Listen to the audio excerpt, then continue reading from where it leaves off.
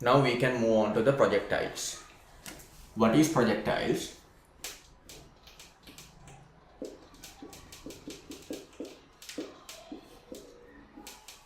When an object projected inclined to the ground level, it follows a path like this. That is called parabolic path. For example, we can consider an object is projected simple u naught at an angle of theta respective to the ground level. First of all, you have to get the resolution of the velocity along horizontal direction and the vertical direction. What is the component or resolution of velocity along the horizontal direction? That is none other than u cos theta.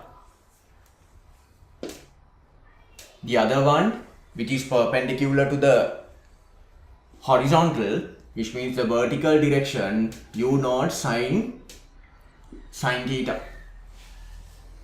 Now, what happens? You may have to consider that the projectile contains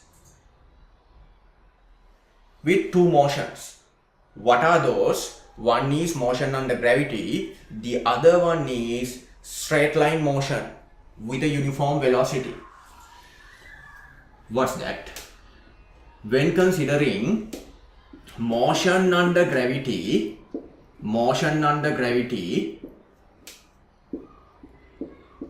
you may have to consider that the initial velocity of the object as u naught sin theta.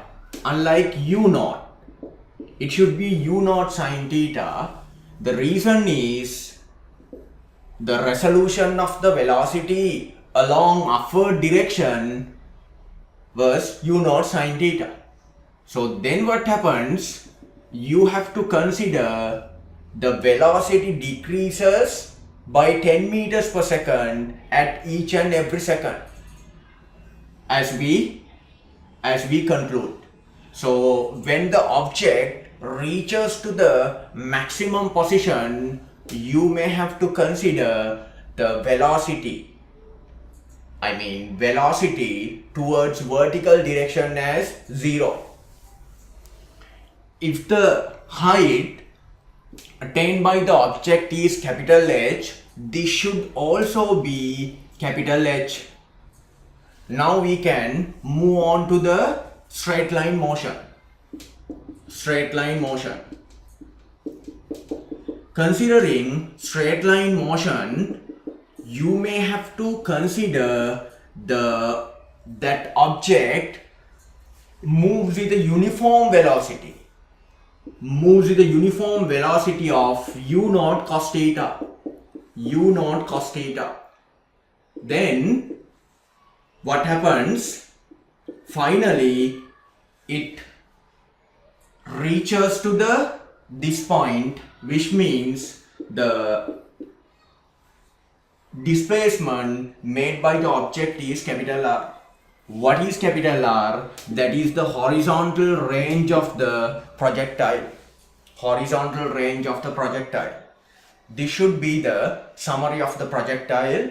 So in order to find time of flight or time taken to reach maximum position or maximum displacement or maximum height, all must be considered under this part. That is motion under gravity. Under motion under gravity, you have to consider the initial velocity as u naught sin theta and the final velocity as 0. And the main important thing is gravitational acceleration has to be taken as negative 10 or minus g considering upward direction. Now we can move on to the time taken attained by the object in order to reach the maximum point. You can consider this point as A and this point as B and that point as C. So this should be A, this should be C, this should also be A, and the final point should be B. This one. Now we are looking for finding the time taken. Now what happens? Take the upward direction as positive. Again you have to consider motion under gravity. So what happens? Upward direction should be positive. What is initial velocity there? Initial velocity should be u naught sine theta as we concluded. Then the gravitational acceleration should be minus g. We can use the symbol, and the final velocity is 0. What we are going to find is the time taken and the maximum height, which means displacement. So in order to find the time taken, the ideal equation should be v equals u plus at. V should be 0, initial velocity u naught sine theta, acceleration should be minus g. Now we can find the time taken. So gt equals u naught sine theta, then finally t equals u naught sine theta divided by g. U naught sine theta divided by g. Now we have to find the maximum height as well. In order to get the maximum height, use v square equals u square plus 2as, final velocity is 0, initial velocity, it should not be u naught, it should be u naught sine theta, take the square of whole part, and 2 into minus g into capital H. So this should be 1, this should also be 1, no need to take, the theta contains a power like 1. So then what happens? 2gh equals u naught square sine square theta. Then capital H equals u naught square sine square theta divided by 2g. This is the maximum height attained by the object which follows projectile. If you can't see this equation, so the capital H should be just like this, that is u naught square sine square theta divided by 2g. That is, now we have to consider the time of flight. What happens to time of flight? How would you find time of flight under motion under gravity? So we know that in order to find time of flight, you have to consider the maximum, the displacement should be 0. Displacement should be 0.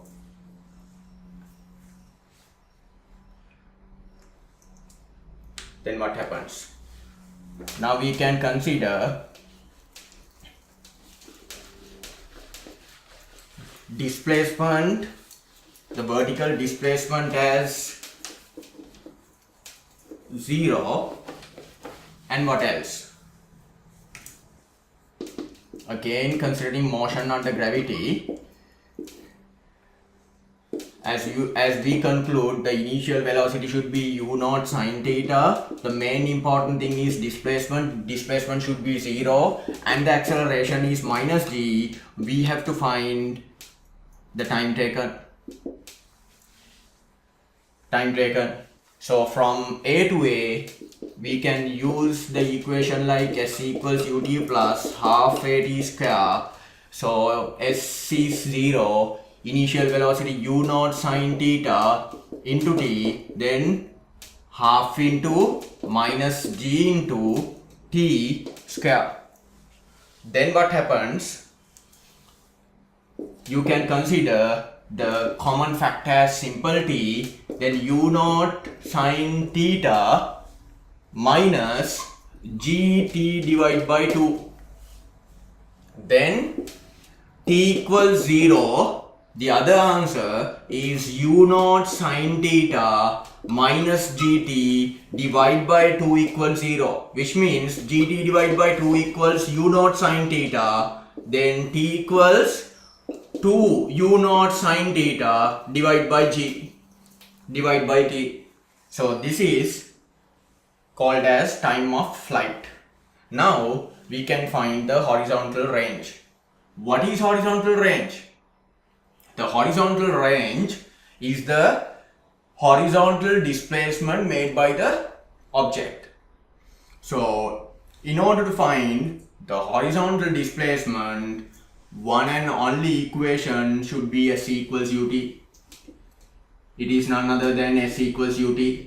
So s is horizontal range and u should be the component of velocity along the horizontal direction like u naught cos theta. Then what is the time? It should be time of flight taken by the other object which follows motion under gravity. So that is 2u naught sine theta divided by g, which means r equals, what happens? R equals 2 u naught square sine theta into cos theta divided by g. Is r equals 2 u naught sine theta cos theta divided by g, then what happens? Using, again we can consider that equation, 2 u naught square sine theta cos theta divided by g. Using mathematics, we know that 2 sine 2 theta equals 2 sine theta cos theta. Then we can conclude r equals u naught square sine 2 theta divided by g. That is, capital R equals this equation. Now the main important thing is we can consider the maximum range. So in order to reach the maximum range, we can find the ideal equation. Since the equation, the r equals, what happens? U naught square sine 2g divided by g. So in order to reach r as its maximum, which means r max, sine 2 theta should be 1, which means 2 theta should be 90, theta equals 45. That is our conclusion. And the other thing is r max equals u naught square divided by g. This is r max. Now we can go through a small example. Let's consider an object projected at an angle of 30 with the horizontal of 60 meters per second. 60 meters per second. So what happens when object projected with 60 meters per second at an angle of 30, you may have to find the maximum height and the time taken. Third question should be the time of flight, and followed by the horizontal range, So in order to get the answers, what you have to do is take the resolution of velocity considering vertical direction and the horizontal direction. What would be the resolution of velocity along vertical direction? It should be 60 sine 30. So then what happens? Sine 30 is half. The whole part becomes 30 meters per second, and considering the other resolution, that is 60 cos 30. 60 cos 30. Then that is like 30 root 3 meters per second. And now what you have to do, that important thing is you have to create a summary. So considering motion under gravity, what happens, the initial velocity has to be taken as 30 meters per second, and when it moves upwards, velocity decreases by 10 meters per second at each and every second. We know those things. Plus you have to consider straight line motion as well. Straight line motion. So what is the velocity of the object which follows SLM, which is straight line motion? That is none other than 30 root 3. It moves until the other object reaches to the ground level. Other object reaches to the ground level. This should be 30 root 3. Now again we have to find capital H, time taken and the time of flight, then followed by the normal reaction, then followed by the horizontal range. Horizontal range. Okay, now we can consider that point as A, B and C. This should also be A, C. This point should also be A and B. Now we can consider motion under gravity and the upward direction as positive. Then what happens? The same theory we have to use, the same equation we have to use in order to find time taken, that is V equals U plus AT.